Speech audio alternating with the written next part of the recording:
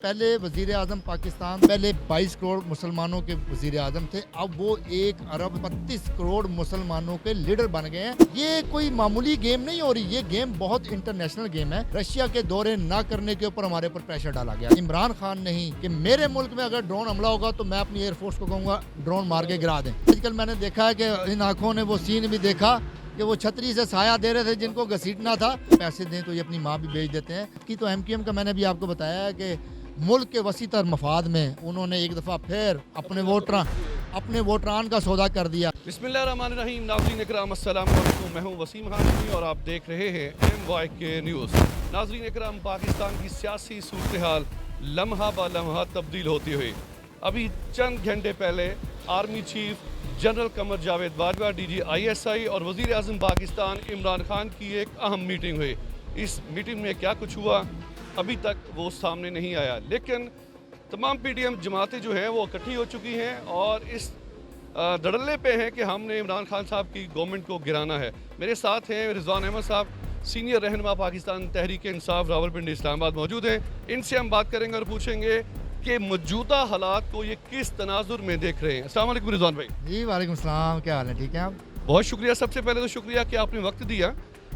अब एक ही सवाल पूछूंगा और यही है कि आप इमरान खान साहब को वज़ीर आज़म देख रहे हैं या नहीं? देखिए, बात यह है कि ये जंग अभी वज़ीर आज़म पाकिस्तान की नहीं रही, ये जंग हमारी हदूद से बाहर निकल गई है। जैसा कि आपने पिछले दिनों में अपडेट्स देखी कि इस्लामोफोबिया के हवाले से इमरान खान ने पूरी दुनिया के अंदर एक दिन मुकर्रर कराया अक़वाम मुत्तहिदा से। उसके बाद इमरान खान ने ही नामूस रिसालत सल्लल्लाहु अलैहि वसल्लम को दुनिया में उजागर किया और उसको एक क्रिमिनल एक्टिविटी के तौर के ऊपर पेश कर दिया गया है अक़वाम मुत्तहिदा के अंदर। फिर एक OIC इजलास यहाँ पर होता है, जो 72 ममालिक इस्लामी कंट्रीज़ हैं वो यहाँ पर इकट्ठे होते हैं और उनका एक इजलास होता है जिसके ऊपर बिलावल भुट्टो कहता है कि मैं ये इजलास नहीं होने दूँगा। मौलाना फजलुर रहमान, जिनको मौलाना कहते हुए मुझे बड़ी शर्मिंदगी फील होती है, वो ये कहते हैं कि हम 23 मार्च को इस्लामाबाद के ऊपर धावा बोलेंगे जिस दिन हमारी परेड होनी थी। अब ये जंग वज़ीर आज़म पाकिस्तान की नहीं है। देखिए, पहले वज़ीर आज़म पाकिस्तान पहले 22 करोड़ मुसलमानों के वज़ीर आज़म थे, अब वो 1 अरब 32 करोड़ मुसलमानों के लीडर बन गए हैं, तो उसकी कीमत आपको अदा करनी पड़ेगी। और जहाँ तक पाकिस्तानियों का आपने ये जो PDM की अभी यहाँ पर बात की कि PDM के हवाले से, तो अमेरिकन राइटर ने लिखा था बुक में कि इनको पैसे दें तो ये अपनी माँ भी बेच देते हैं। तो उसके लिए तो मैं यही कहना चाहूँगा कि यहाँ फरमान बिकते हैं, यहाँ तहजीब बिकती है। तुम ज़रा दाम तो बोलो, यहाँ ईमान बिकते हैं। मोहब्बत देख ली मैंने ज़माने भर के लोगों की, जहाँ ज़रा दाम ज़्यादा हो वहाँ इंसान बिकते हैं। तो ये लोग बेसिकली अब ये नेशनल एजेंडा नहीं रहा, ये एजेंडा नेशनल से निकल कर इंटरनेशनल हो गया। लेकिन इन बिकने वाले लोगों से बेहतर मैं उन औरतों को समझता हूँ जो अपनी जिस्म फरोशी करती हैं ना, वो सिर्फ अपने घर का पेट पालने के लिए अपना जिस्म बेचती हैं, अपना ईमान बेचती हैं, एक बंदे का ईमान, अपना ईमान बेचती हैं। मैं उस जिस्म बेचने वाली को इन MNA से जिन्होंने इस वक्त अपना ईमान बेचा है, बेसिकली उन्होंने अपना ईमान नहीं बेचा, उन्होंने हर उस हलके की नुमाइंदगी करते हुए हर उस शख्स का ईमान बेचा है जिन्होंने उनको वोट डाला था, और आज उन्होंने पाकिस्तान की सालमियत को बेच दिया है, पाकिस्तान की खुददारी को बेच दिया है। ये कोई मामूली गेम नहीं हो रही, ये गेम बहुत इंटरनेशनल गेम है।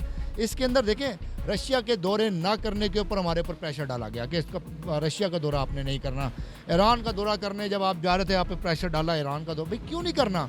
हम एक आज़ाद मुल्क हैं, हम अपनी पॉलिसी खुद बना सकते हैं, हम अपनी खारजा पॉलिसी, आज़ादाना खारजा पॉलिसी बनाएंगे।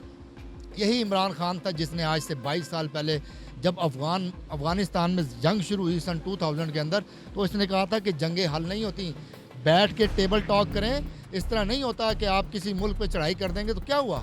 उस जंग का 20 साल का नतीजा क्या हुआ? आज इमरान खान की बात सच साबित हुई। पिछले साल अमेरिकन यहाँ से गए, अफ़गानिस्तान से निकले, आज अफ़गानिस्तान में अमन हो गया, आज अफ़गानिस्तान सुकून में आ गया। तो लीडर की जो नज़र होती है वो अगले 40, 50, 100 साल की प्लानिंग पे होती है, ना कि वो अपने मुल्क तक महदूद हो। तो इमरान खान का जो नज़रिया था कि ये जंगों से मसले हल नहीं होते, इसने किया क्या? इमरान खान ने आकर अफ़गानिस्तान में अमन करवाया, एशिया में अमन होना शुरू हो गया, आपके पाकिस्तान में अमन होना शुरू हो गया। इसने ड्रोन हमले बंद किए, इसने तड़ी वहाँ पर ज़ोर टोक से कहा कि मेरे मुल्क में अगर ड्रोन हमला होगा तो मैं अपनी एयरफोर्स को कहूँगा ड्रोन मार के गिरा दें। ये मौलाना फजलुर रहमान, ये आसिफ अली जरदारी, ये नवाज शरीफ, वो जनरल परवेज़ मुशर्रफ, जिन्होंने इस मुल्क में 486 ड्रोन हमले कराए, جس کے اندر کم و بیش 70,000 ایسے چھوٹے چھوٹے بچے شہید ہوئے، مدرسے کے بچے شہید ہوئے، اس وقت ان کی یہ جو اتحاد تھا وہ کدھر چلا گیا تھا؟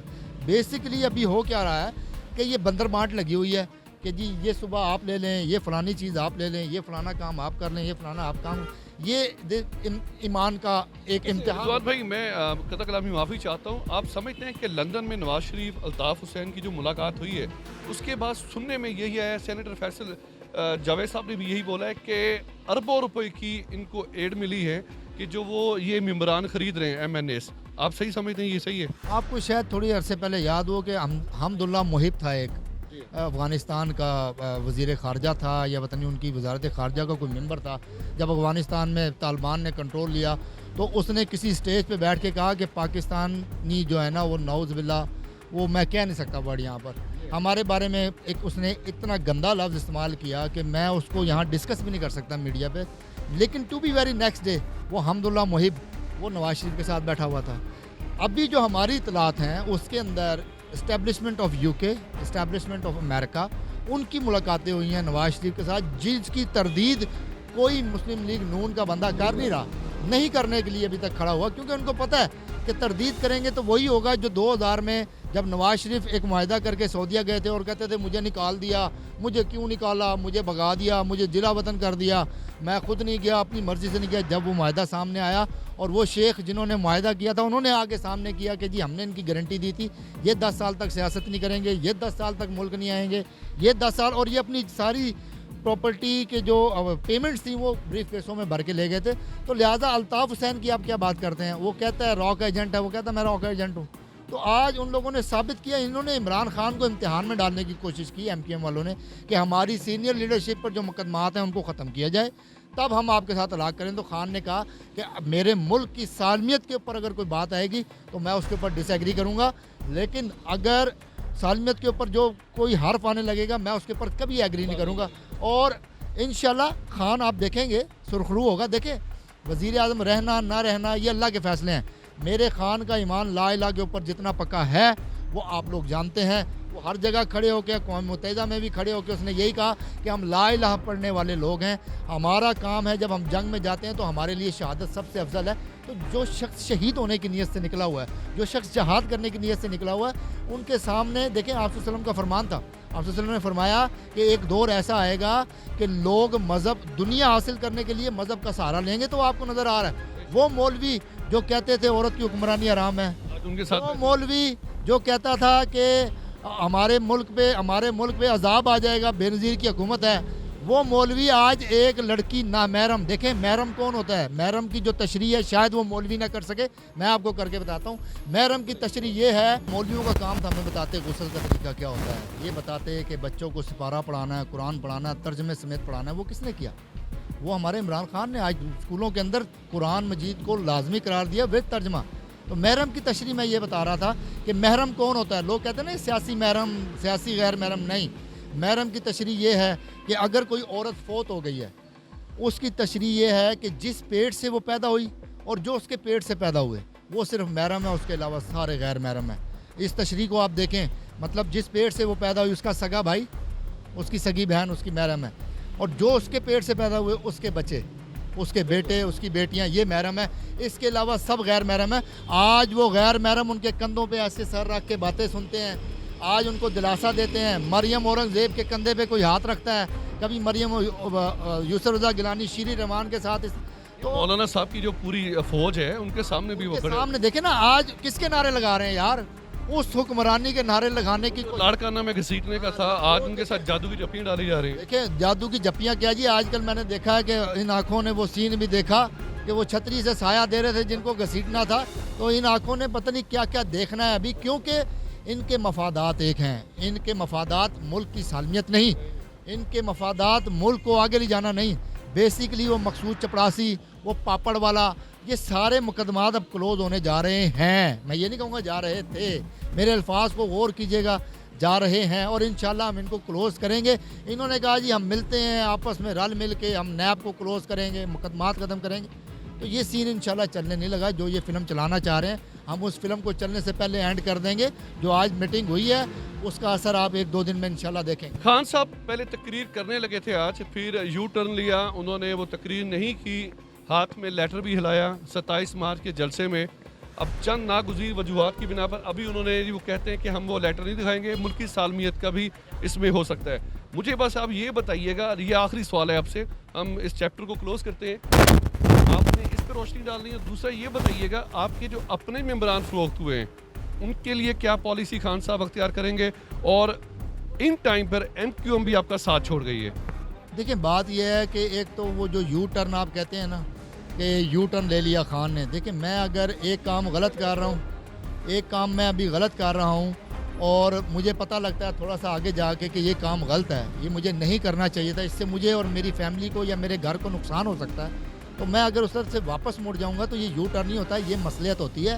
غلطی کر کے انسان سیکھتا ہے، غلطی کے بغیر کوئی نہیں سیکھتا. سیکنڈ جو آپ نے ایم کیو ایم کی بات کی، تو ایم کیو ایم کا میں نے بھی آپ کو بتایا ہے کہ ملک کے وسیع تر مفاد میں انہوں نے ایک دفعہ پھر اپنے ووٹران کا سودا کر دیا. میں ایک اردو اسپیکنگ ہوں، میری ساری فیملی کراچی میں رہتی ہے، ٹھیک ہے. مجھے بڑا دکھ ہوا ہے ان اردو اسپیکنگس پہ جن کا ووٹ آج ایم کیو ایم نے بیچا ہے. اس ووٹ کو کس قیمت پہ بیچا گیا اس چیز کو چیک کیا جائے اور ان کے گریبان پکڑے جائیں، ان کا معاشرے میں چلنا محال کر دیا جائے. اور میں یہ نہیں کہتا کہ صرف ہمارے، کسی بھی جماعت کا بندہ اگر اپنے جماعت کی حق برداری سے ہٹتا ہے، اپنی جماعت کے ساتھ غداری کرتا ہے، تو میرا خیال ہے کہ اس کے اوپر تاحیات پابندی ہونی چاہیے، کیونکہ اس نے ایمان فروشی کی، اور جب بندہ ایمان فروش کرتا ہے تو اس کے اوپر تاحیات پابندی ہونی چاہیے تاکہ وہ آئندہ آنے والی نسلیں ہماری جو سیاست کریں وہ دیکھ بھال کے کریں. پھر یہ جو سیاست ہو رہی ہے یہ سیاست نہیں ہو رہی، یہ کاروبار ہو رہا ہے. آج میں نے دیکھا ہے ایک ہی صف میں کھڑے ہو گئے چور اور ڈاکو. نہیں محمود اور ایاز تو بڑے پرانے لوگ تھے. ایک ہی صف میں کھڑے ہو گئے گھسیٹنے والا اور جس کو گھسیٹا جانا تھا، نہ کوئی زرداری رہا نہ کوئی شریف رہا. تو ان لوگوں نے اس ملک کا بیڑا غرق کرنے میں 30-40 سال انہوں نے لگائے. خان نے 3-3.5 سال لگا کر ہماری گردن اونچی کی، ہمیں لا الہ الا اللہ پہ کھڑا کیا، ایبسلوٹلی ناٹ پہ لے کے آیا، ہمارے معاشرے کو بتایا کہ ناموس رسالت کی حفاظت کس طرح کرنی ہے. آپ کی یہ ساری باتیں جگہ پہ اب باتیں کیے جا رہے ہیں، آپ کی کانپیں ٹانگ نہیں رہی؟ میری کانپیں کیوں ٹانگے گی؟ میں تو کھڑا ہوا ہوں حق کے اوپر. دیکھیں حق پہ کھڑے ہونے کی ایک نشانی حضرت علی کرم اللہ وجہہ کا قول ہے. یہ چیزیں ہمیں کون سکھا رہا ہے؟ جو میں بھی حدیثیں آپ کو سنا رہا ہوں، جو میں آپ کو، حضرت ظاہر بات ہے آپ دیکھیں نا، دیکھیں لیڈر نے پچھلے 10-12 سالوں میں جو تقریر کی. اب میں آپ کو اوپن چیلنج کرنے لگا ہوں، جو لوگ مجھے سن رہے ہیں میں ان کو اوپن چیلنج کر رہا ہوں. مولانا فضل الرحمان کی سپیچز نکالیں، نواز شریف کی نکالیں، شہباز شریف کی نکالیں، زرداری کی نکالیں، بلاول کی، بے نظیر کی، ذوالفقار علی بھٹو کی، خان لیاقت علی خان کی. سب سے زیادہ حدیثیں، سب سے زیادہ صحابہ کرام کا ذکر، سب سے زیادہ ناموس رسالت کی حفاظت کرنے کی قسم، سب سے زیادہ دین کو زندگی میں شامل کرنے کے لیے کس نے آپ کو کہا؟ آپ یقین کریں کہ ایک ہمارے تبلیغی جماعت میں حاجی عبدالوہاب صاحب ہوتے تھے، وہ یہ ذکر کیا کرتے تھے ہر تقریر کے اندر، ہر جگہ بیٹھ کے ممبر پہ. جب میرا چیلا لگا تو اس کے بعد میں نے عمران خان کو ہر فورم پہ، چاہے وہ یونائٹڈ نیشن ہو، چاہے وہ OIC ہو، چاہے وہ امریکہ کا کوئی نیوز چینل ہو، چاہے وہ برٹش نیوز چینل ہو، جہاں پر بھی وہ کھڑا ہوا ہے عمران خان، اس نے ناموس رسالت کی بات کی، اس نے حرمت رسول کی بات کی، اس نے اسلام فوبیا کی بات کی، اس نے صحابہ کرام کے طریقوں کی بات کی، اس نے سنت کی بات کی، اس نے ہر وہ بات کی جو ہمیں ان مولویوں نے سکھانی تھی. لیکن 14ویں صدی کے مولوی سے شیطان بھی پناہ مانگتا ہے، تو ہم بھی ان سے پناہ مانگتے ہیں. ہم انشاءاللہ ان کو دیکھیں، حق پہ کھڑے ہونے کی نشانی نے حضرت علی کرم اللہ وجہہ کا قول ہے کہ حق پہ کھڑے ہونے کی نشانی ایک یہ ہے کہ آپ کے مخالفین زیادہ ہوں گے، اور اس میں ہر رنگ و نسل کے لوگ ہوں گے جنہوں نے ساری عمر حرام کمایا ہوگا، حرام کھایا ہوگا. سب کو پتہ ہے انہوں نے حرام کھایا ہے. آپ کسی اس بچے سے پوچھیں نواز شریف نے حرام نہیں کھایا، وہ کہیں گے ہاں جی کھایا، لیکن کیا ہوا؟ کھاتا ہے تو لگاتا بھی ہے. تو یار الراشی والمرتشی، رشوت دینے والا اور لینے والا، جب اللہ پاک نے کہہ دیا قرآن میں کہ وہ جہنمی ہے اور اس کا سہولت کار بھی جہنمی ہے، تو آپ مجھے بتائیں ایک بندہ آیا بھاگا نماز مسجد میں اس نے پڑھنی تھی، اس نے وضو نہیں کیا، جماعت چھوٹ رہی ہو، جا کے جماعت میں کھڑا ہو گیا، اس نے نماز پڑھی، کیا اس کی نماز ہوگی؟ نہیں. جب تک وہ وضو نہیں کرے گا اس کی نماز نہیں ہوگی. تو اسی طرح عمران خان نے اس قوم کا وضو کروا دیا ہے. اب نماز کے لیے ہم تیار ہیں، لیکن جن کے وضو نہیں ہے وہ بیٹھے ہوئے ہیں اور وہ بٹ بٹیاں کر رہے ہیں، اور انشاءاللہ وہ منہ کے بل گریں گے اور اللہ تعالیٰ ان کو گرائے گا انشاءاللہ.